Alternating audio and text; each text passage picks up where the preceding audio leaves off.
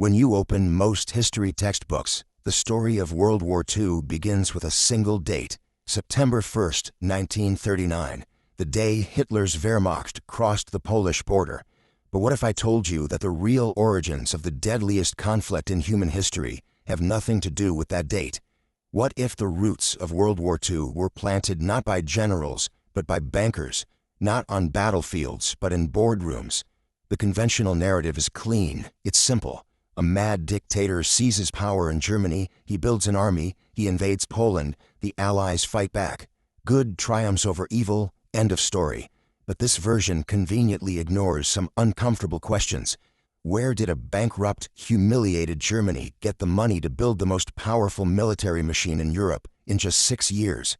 How did a country crushed by reparations and hyperinflation transform into an industrial war engine? And why did some of the most powerful companies in America continue doing business with the Nazi regime, even as storm clouds gathered over Europe? The answers reveal a story that's far more complex, far more unsettling, and far more relevant to understanding how global catastrophes actually happen. This is the story of how World War II was financed into existence, and it begins not in 1939, but 20 years earlier in a palace outside Paris. In June 1919, world leaders gathered at the Palace of Versailles to impose peace terms on a defeated Germany. The Great War had killed nearly 20 million people and devastated an entire continent. The victors wanted revenge, and they wanted to make sure Germany could never threaten them again. The resulting Treaty of Versailles did more than end a war, it planted the seeds for the next one. Under Article 231, the infamous War Guilt Clause, Germany was forced to accept sole responsibility for causing the war. This wasn't just a moral condemnation, it was the legal basis for crippling financial reparations. The Allies demanded Germany pay for all civilian damages caused by the conflict. In 1921, the final bill came due, 132 billion gold marks, roughly equivalent to $33 billion at the time. Adjusted for inflation, that's somewhere around $400 billion today. For context, Germany had already been stripped of 13% of its territory and 12% of its population. The land taken included 48% of Germany's iron production capacity and a significant portion of its coal resources. The German military was slashed to just 100,000 soldiers. The Navy was limited to 15,000 sailors and banned from operating submarines. The British economist John Maynard Keynes, who had served as the principal representative of the British Treasury at the Paris Peace Conference, was horrified. In his 1919 book, The Economic Consequences of the Peace, he called the treaty a Carthaginian peace, a reference to Rome's complete destruction of Carthage. He warned that the reparations were many times more than Germany could possibly pay, and that demanding them would produce drastic instability. Keynes wrote what would become one of the most prophetic statements of the 20th century. He said, "I believe that the campaign for securing out of Germany the general costs of the war was one of the most serious acts of political wisdom for which our statesmen have ever been responsible." He was right, but not in the way you might think. The conventional narrative tells us that the Treaty of Versailles was too harsh and that German resentment over its terms fueled Hitler's rise. This is partly true, but it misses the bigger picture. The real problem wasn't just that the treaty was punitive. It was that the entire financial architecture built to enforce it created a catastrophic web of debts, loans, and dependencies that would eventually collapse and bring the world down with it. Here's what happened. Germany couldn't pay the reparations. This shouldn't have surprised anyone. The country's economy was shattered, its industrial base diminished, its currency worthless. By 1923, hyperinflation had become so severe that the German mark traded at 4.2 trillion to $1. People literally needed wheelbarrows full of cash to buy a loaf of bread. When Germany defaulted on its coal and timber deliveries in 1923, French and Belgian troops occupied the Ruhr, Germany's industrial heartland. German workers responded with passive resistance. The government supported them by printing even more money, accelerating the hyperinflationary spiral. It was economic chaos. This is where the story gets interesting, because into this chaos stepped the United States, not with soldiers, but with something far more powerful, capital. In late 1923, with Europe on the brink of financial collapse, the Reparations Committee formed a committee of experts to find a solution. The committee was chaired by an American banker named Charles Dawes. and what they proposed would change the course of history. The Dawes Plan, adopted in 1924, was elegant in its simplicity and devastating in its implications. It restructured German reparation payments to make them more manageable in the short term, but more importantly, it opened the floodgates for American capital to pour into Germany.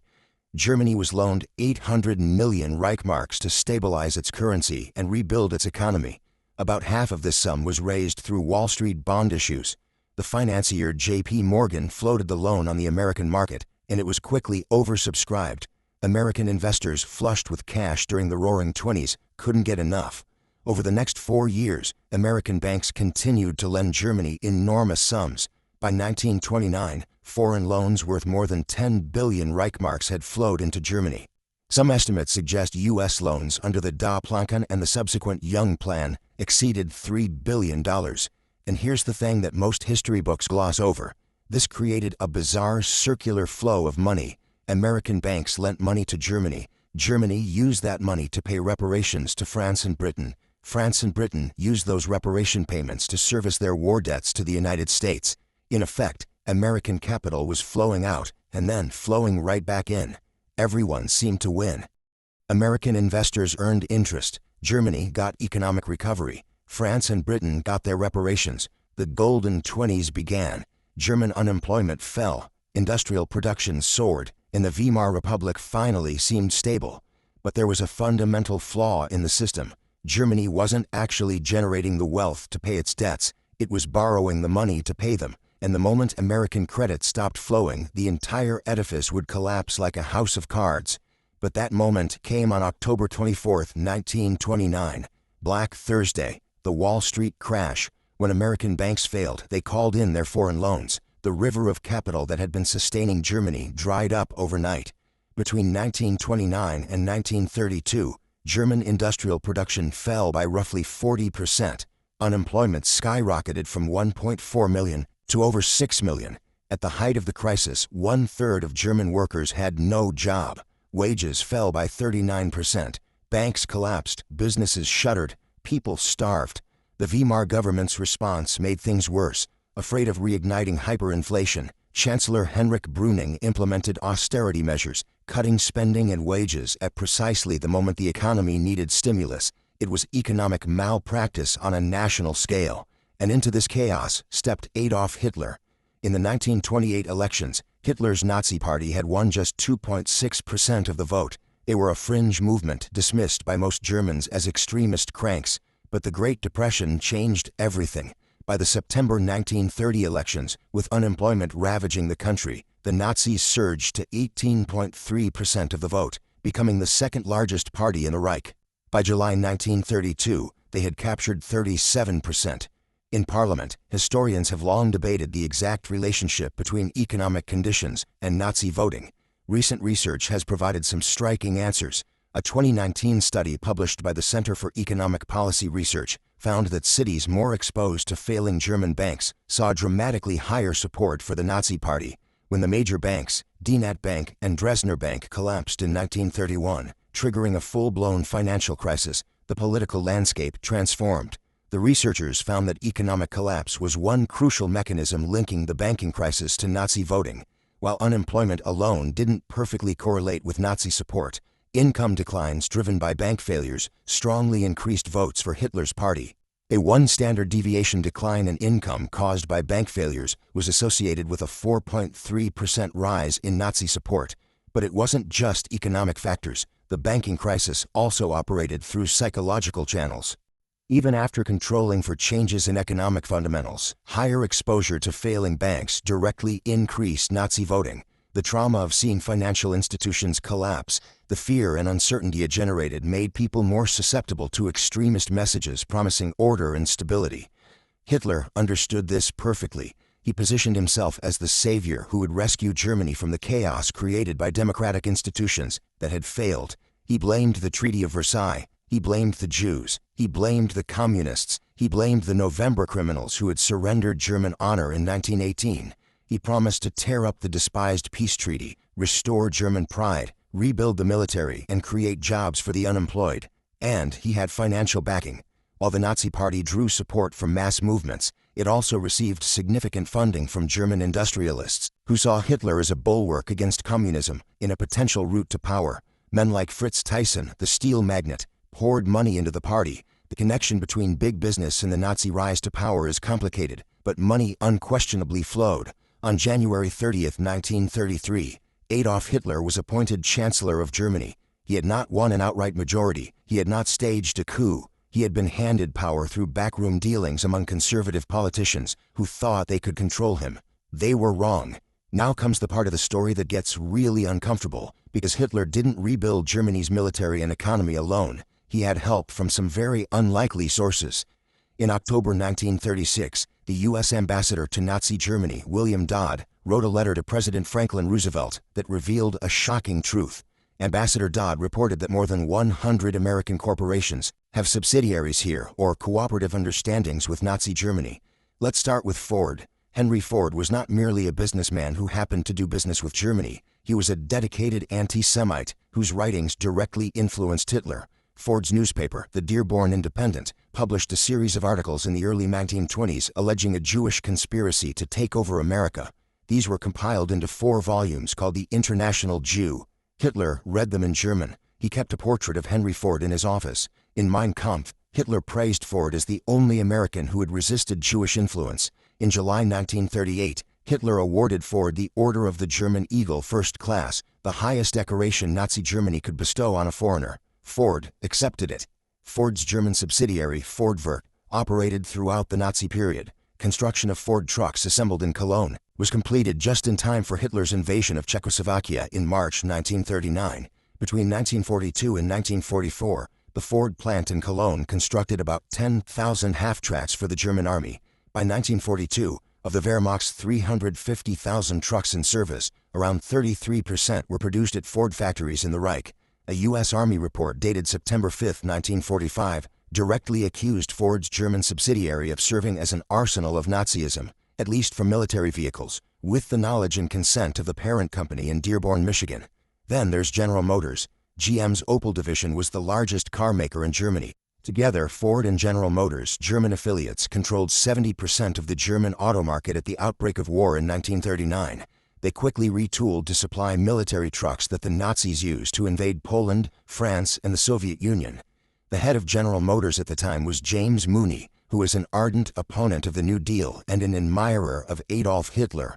Like Ford, Mooney received the Grand Cross of the German Eagle from Hitler. But perhaps no story is more chilling than that of IBM. The Nazi regime made extensive use of Hollerith punch card and accounting equipment manufactured by IBM's German subsidiary, Deutsche Hollerith Maschine GmbH, known as Die Homog. This technology was critical to Nazi census operations, which were used to identify Jews and other targeted groups. Edwin Black, in his extensively researched book, IBM and the Holocaust, documents how IBM's machines were used in concentration camps to track prisoners, catalog their movements, and manage the logistics of mass murder. Each concentration camp operated a Hollerith department called Hollerith Abteilung. SS personnel were trained by IBM technicians to use the machines. IBM has criticized some of this research, but has not denied the fundamental charges. The company has made generous donations to Holocaust memorial funds. Make of that what you will. Standard Oil of New Jersey maintained a close relationship with IG Farben, the giant German chemical conglomerate. According to Ambassador Dodd, Standard Oil sent $2 million to Nazi Germany in December 1933. The company was also making $500,000 a year, helping Germany produce synthetic fuel, an essential substance for military vehicles. IG Farben, for its part, would later produce Cyclone B, the gas used in the Holocaust death camps. The company also operated factories at Auschwitz using slave labor. When the U.S. entered World War II in December 1941, American corporate investments in Nazi Germany totaled more than $450 million. Major companies with significant German holdings included not just Ford, GM, IBM, and Standard Oil, but also International Telephone and Telegraph, Eastman Kodak, Singer, International Harvester, Gillette, Coca-Cola, Kraft, Westinghouse, and United Fruit. Some of these companies continued operations in Germany throughout the war. Some used slave labor. Some had their German profits held until after the war, at which point they reclaimed them. And here's perhaps the most extraordinary fact. The U.S. government, after the war, actually paid Ford and General Motors compensation for damage done by Allied bombers to their German factories. So how did Hitler's Germany, bankrupt and disarmed, transform into a military superpower capable of conquering most of Europe in just 6 years? Part of the answer lies in creative financing. When Hitler came to power in 1933, unemployment was close to 30%. The Nazi government initially continued economic policies begun under previous administrations, including large public works programs funded by deficit spending. The famous Autobahn highway system was one such project. But the real economic transformation came from rearmament. Hitler made rebuilding Germany's military his top priority, and he disguised military spending as job creation to conceal violations of the Treaty of Versailles. The key figure here was Hjalmar Schacht, whom Hitler appointed as president of the Reichsbank in 1933 and Minister of Economics in 1934. Schacht created a scheme for deficit financing using promissory notes called Mio bills. These were essentially IOUs that could be used to pay for military equipment without the spending showing up in government budgets. The system worked for a while. German unemployment fell dramatically. By 1938, it was practically extinct. Industrial production soared. The German people, who had suffered through hyperinflation, depression, and mass unemployment, experienced what felt like an economic miracle, but it was built on a foundation of debt and deception. By 1938, the system was straining. A large share of Mio bills fell due, and the government had to resort to highly dubious methods, forcing banks to buy government bonds and taking money from savings accounts and insurance companies. The Nazi economic model was fundamentally unsustainable without conquest. Hitler believed in war as the engine of human progress and argued that the purpose of a country's economy should be to enable it to fight and win wars. His entire economic strategy was oriented toward preparing for military expansion. The resources Germany needed, particularly oil and iron, would have to be taken from other nations. The conquest of Lebensraum, living space in Eastern Europe, was not an ideological afterthought. It was an economic necessity built into the very structure of the Nazi economy. So, what do we learn from all this? What did historians get wrong about the origins of World War II? First, they often underestimate the economic dimensions of the conflict. The Treaty of Versailles was not just a political document, it was an economic weapon that destabilized Europe for 2 decades. The financial system built to enforce it, with its circular flows of debt and capital, was inherently fragile. When it collapsed, it brought democracy down with it. Second, they sometimes portray Hitler's rise as inevitable, driven by German national character or the appeal of Nazi ideology. But the evidence suggests that without the Great Depression, the Nazis might have remained a fringe movement. Economic collapse created the conditions for extremism. Financial crisis paved Hitler's path to power. Third, and most uncomfortably, they often minimize the role of international capital, including American capital, in enabling Nazi Germany. The Dawes Plan and the Young Plan were celebrated at the time as diplomatic achievements. Charles Dawes won the Nobel Peace Prize for his efforts, but these plans pumped billions into Germany without creating sustainable economic structures, and when the credits stopped, catastrophe followed. Finally, they sometimes treat American corporate involvement with Nazi Germany as a minor embarrassment rather than a fundamental part of the story.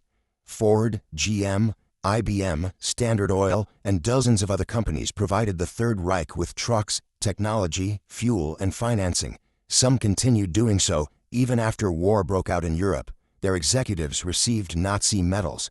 Their factories used slave labor, and after the war, most faced no serious consequences. This is not a conspiracy theory. This is documented history. The records are in archives. The evidence was presented at the Nuremberg trials. Congressional investigations examine these relationships. The information is available to anyone who looks for it. But it complicates the clean narrative. It suggests that the Second World War was not simply a battle between good and evil, but also a crisis produced by systemic economic failures and enabled by profit-seeking businesses that place their bottom lines above any consideration of morality. Nearly 80 years after the end of World War II, why does any of this matter? Because the forces that produced that catastrophe haven't disappeared. Economic instabilities still create opportunities for extremism. Financial crises still undermine democracies. Corporations still do business with regimes that violate human rights, and the connections between money and power are still obscured behind layers of complexity that most people never penetrate. The conventional story of World War II teaches us to watch out for dictators, to defend democracy, to never forget the Holocaust. These are important lessons, but they're incomplete. The deeper lesson is that catastrophes of this magnitude don't emerge from nowhere. They're built over decades through thousands of individual decisions, most of which seemed rational or even beneficial at the time. A treaty designed to ensure peace, loans intended to stabilize an economy, business relationships that create jobs and profits. Each step makes sense in isolation. Together, they create the conditions for disaster. John Maynard Keynes saw it coming in 1919. He wrote, "If we aim deliberately at the impoverishment of Central Europe, vengeance, I dare predict, will not limp." He was right. Vengeance came, 60 million people died, and the economic structures that made it possible were built in large part by the same nations that would later fight to stop it. That's what historians often get wrong about World War II. It wasn't just a story of armies and battles, of heroes and villains. It was a story of money, of debts that couldn't be paid, of capital that flowed where profit beckoned, of economic systems that created political monsters. Understanding this doesn't diminish the courage of those who fought against fascism. It doesn't excuse the crimes of the Nazi regime, but it does remind us that preventing the next catastrophe requires more than military strength or moral clarity. It requires understanding how economic forces shape political outcomes, how financial instability creates opportunities for extremism, how the pursuit of profit can enable the worst atrocities.